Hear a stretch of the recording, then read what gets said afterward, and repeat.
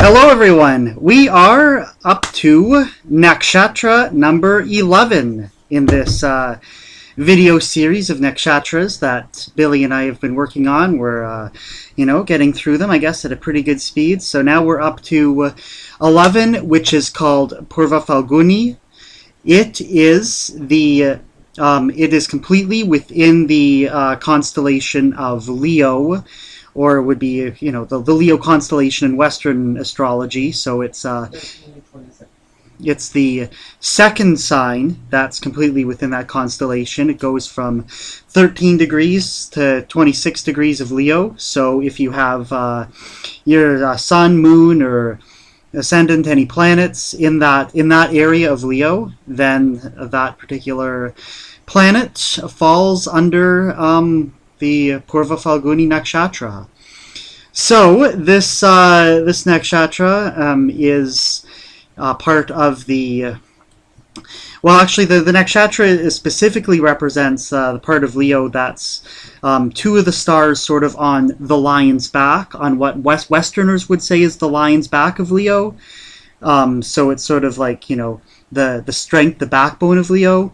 But from a Vedic perspective, they saw these two same stars and associated them with the front two legs of a chair or a couch. And then, of course, the back two legs are part of the next nakshatra, Uttara Phalguni. So it's sort of like, a double nakshatra, like twin nakshatras. They go together. One's the front, one's the back. They complement each other in a lot of ways. But anyway, this Purva Phalguni nakshatra is part of the Brahmin class, the Brahmin caste, which is the sort of, I don't really want to say highest, but most priestly, most spiritual knowledge-seeking castes in sort of Vedic Hindu traditions. So this is a group of people that this nakshatra is associated with, that can do spiritual things, such as forms of healing, bringing the dead back to life. This is it's a nakshatra that's ruled by Venus, which sort of is a contrast to the fire sign of Leo. So it's it sort of, I guess, tames the lion in a sense. So anyway, part of this Brahmin caste is that it understands the hidden realms of Maya. So it's more hidden knowledge than would be available to most people, or would be available to most of the population. So it is associated with secret occult knowledge, and using that. So its nature is Manushya, which is in layman's terms a human nakshatra. So it's associated with human knowledge and human higher understanding, as opposed to like godly higher understanding. Or it's ruled by Venus, as I said. So that's sort of adds a serious twist to conventional Leo people. So often, people who have signs in this part of Leo are, don't see themselves as being typically Leo. So that's part of the reason for that. It's its symbol is the two front legs of the chair or a couch. So it's there are a few pairs of nakshatras like this that have the prefixes Purva and Uttara that sort of mean lower and higher in I guess in Sanskrit, and so it's associated with with sort of the lower part, the front part of it, of the pair of nakshatras. The animal that it's associated with is it's a rat, but it's a female rat. So all the occult symbolism that goes along with the rat, with its deviousness and just knowing things that, and using information that most people wouldn't dare use, sort of applies that and reinforces that. This is a water sign, so Leo is a fire sign. and they sort of seem to intuitively cancel each other out. So, like I said, it's it's a serious twist on Leo, just like Venus with the Sun, which is Leo's ruling sign.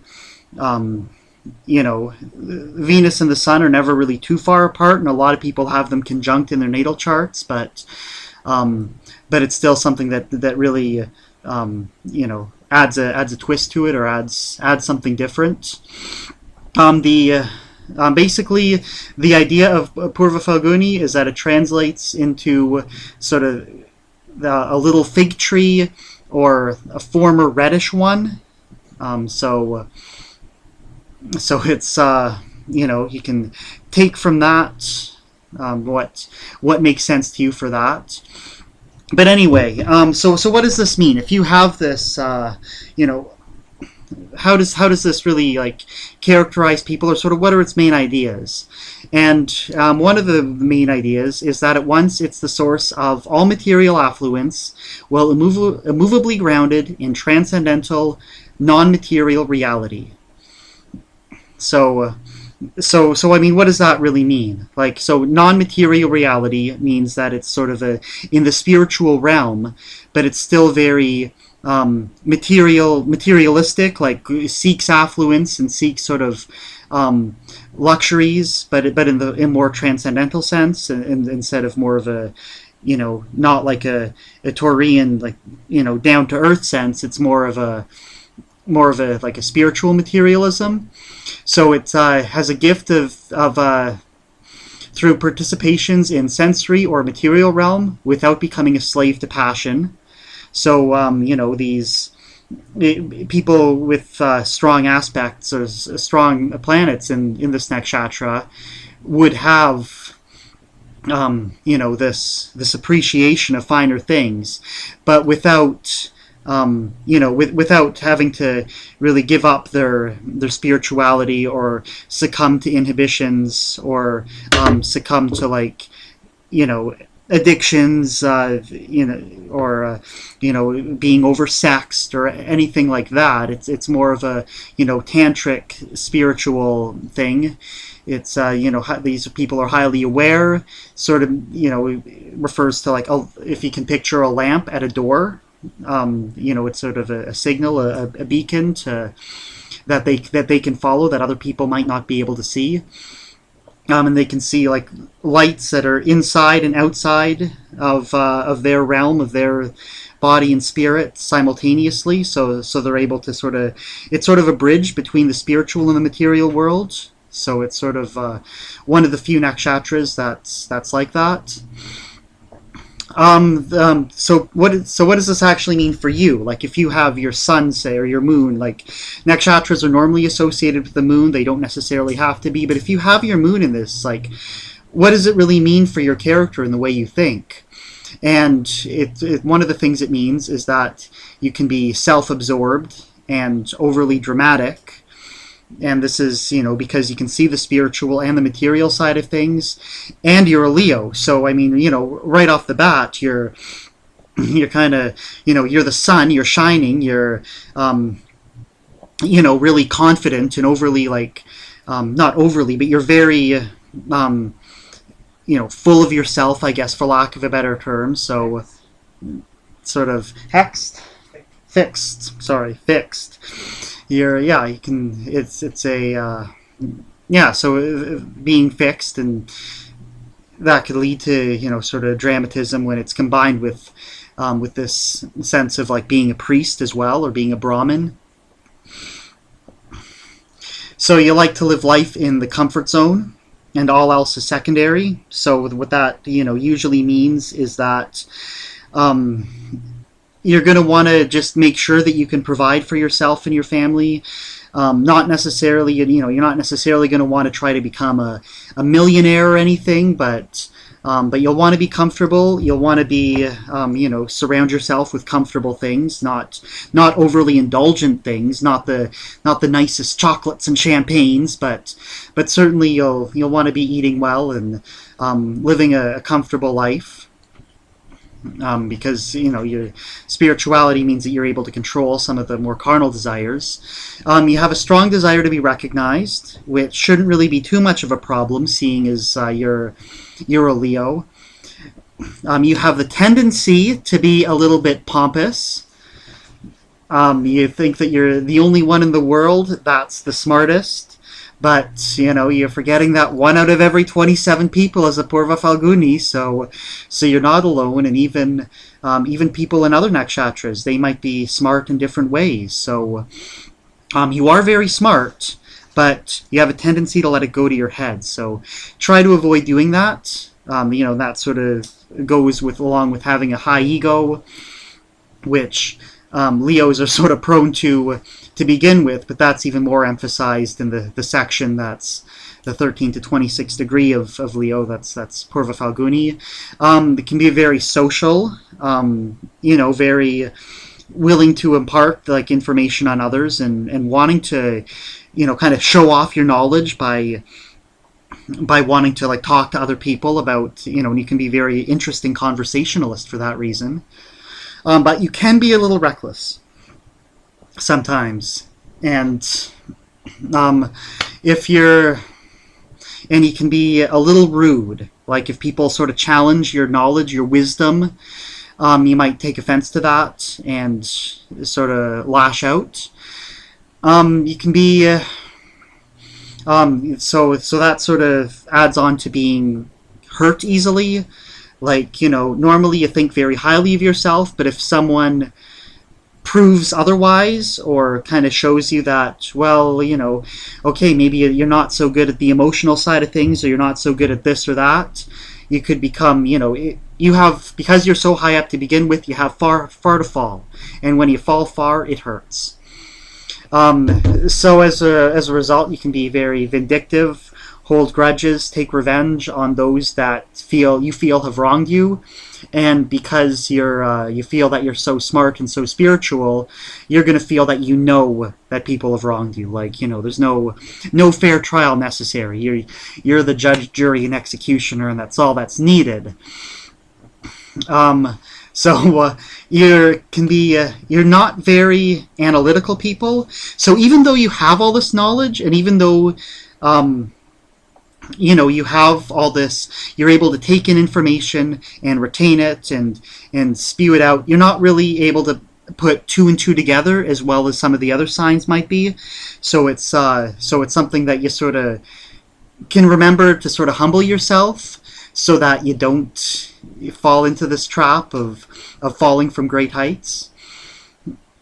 You often want to live life to the fullest.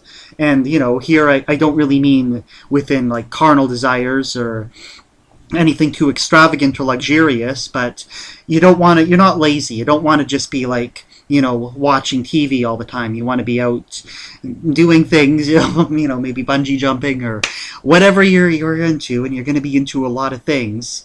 And of course, everything I just said relates to being self-obsessed. So try not to be so into yourself. I know you're a Leo, and I know that you're sort of the most self-obsessed faction of Leo, but channel those into good self-obsession. But yeah, being self-obsessed is okay, in certain good self-obsession. So if you can channel that energy into being being disciplined, to learn a new language or to get through a really long book, then you might feel all the prouder because of it, feel that you're so great. So okay, so what might you look like if you have a lot of, and I guess appearance is more like an outward thing. It more applies to if you have the sun in this nakshatra.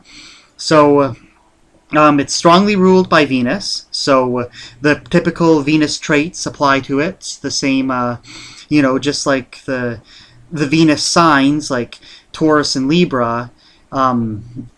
Beauty and vanity would be important. So you're probably gonna, because you combine that with the ego with the sun. Yeah, that's right. So you combine your beauty with the ego, and that leads to vanity. So, you know, not only are you really smart and really spiritual, but you like to look your best, and you know how to look your best, so you know you're going to look better than anyone else. And it's going to be value for comfort. You're not going to feel right if you're not the purpose. And you love your hair, and you might grow it out really long. So, and big. So yeah, it's, you know, also relates to, it can relate to harmony and ease and in appearance. So so you'll dress in a way that might just like fit in, but nobody will really know why. You'll have this little je ne sais quoi. But anyway, that pretty much sums up Purva Phalguni. Stay tuned for Nakshatra number 12, Uttara Phalguni, which relates to this a lot. And thanks for watching. Please subscribe if you've already subscribed. Like this video, and we hope to see you further on. And check out some of our other videos, and check out a lot of Billy's other videos on his channel that are about all kinds of things. So, so thanks for watching, and till next time.